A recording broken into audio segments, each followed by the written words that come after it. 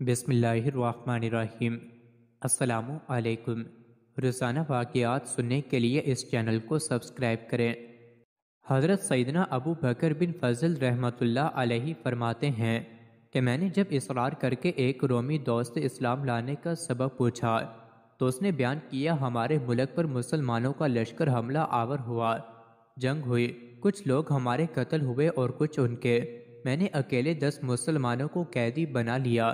ملکہ روم میں میرا بہت بڑا گھر تھا، میں نے ان سب کو اپنے خادمین کے سپرد کر دیا۔ انہوں نے ان کو بیڑیوں میں جکڑ کر خچروں پر سامان لادنے کے کام پر لگا دیا۔ ایک دن میں نے ان قیدیوں پر مقرر ایک خادم کو دیکھا کہ اس نے ایک قیدی سے کچھ لیا اور اس کو نماز پڑھنے کے لیے چھوڑ دیا۔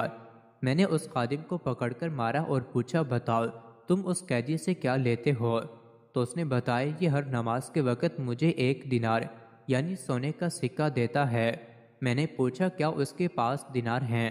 تو اس نے بتایا، نہیں، مگر جب یہ نماز سے فارغ ہوتا ہے تو اپنا ہاتھ زمین پر مارتا اور اس سے 1 دینار نکال کر مجھے دے دیتا ہے۔ خادم کا بیان سن کر مجھے شوق ہوا کہ میں اس کی حقیقت جانوں، لہٰذا جب دوسرا دن ہوا تو میں اس خادم کا یونیفارم پہن کر اس کی جگہ کھڑا ہو گیا۔ جب ظہر کا وقت ہوا تو اس نے مجھے اشارہ کیا کہ مجھے نماز پڑھنے دے تو میں تجھے 1 دینار دوں گا۔ میں نے کہا، میں 2 دینار سے کم نہیں لوں گا۔ اس نے کہا، ٹھیک ہے۔ میں نے اسے کھول دیا۔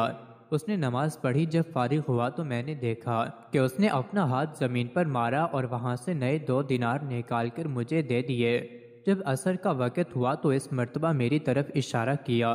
میں نے اسے اشارہ کیا کہ میں 5 دینار سے کم نہیں لوں گا۔ وہ اس نے مان لیا۔ پھر جب مغرب کا وقت ہوا تو اس سے معمول مجھے اشارہ کیا تو میں نے کہا، میں 10 دینار سے کم نہیں لوں گا۔ اس نے میری بات مان لی اور جب نماز سے فارغ ہوا تو زمین سے 10 دینار نکال کر مجھے دے دیے۔ اور پھر جب عشاء کی نماز کا وقت ہوا تو حسب عادت اس نے مجھے اشارہ کیا۔ میں نے کہا، میں 20 دینار سے کم نہیں لوں گا۔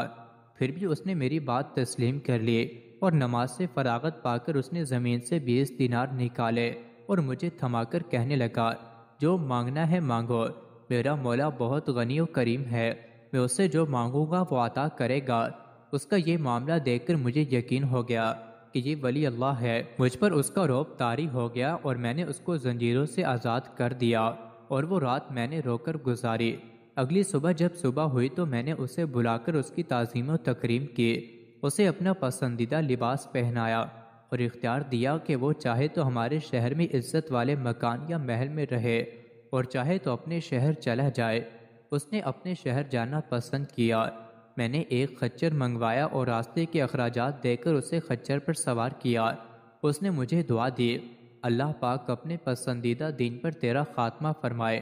اس کا یہ جملہ مکمل نہ ہوا تھا کہ میرے دل میں دین اسلام کی محبت گھر کر گئی۔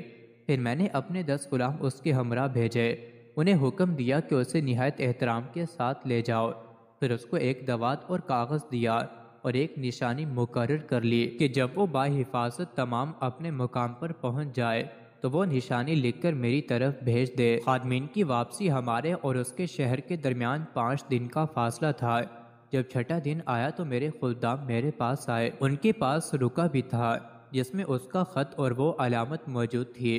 میں نے اپنے غلاموں سے جلدی پہنچنے کا سبب دریافت کیا تو انہوں نے بتایا کہ جب ہم اس کے ساتھ یہاں سے نکلے تو ہم کسی تھکاوٹ اور مشقت کے بغیر گھڑی بھر میں وہاں پہنچ گئے، لیکن واپسی پر وہی سفر 5 دنوں میں طے ہوا۔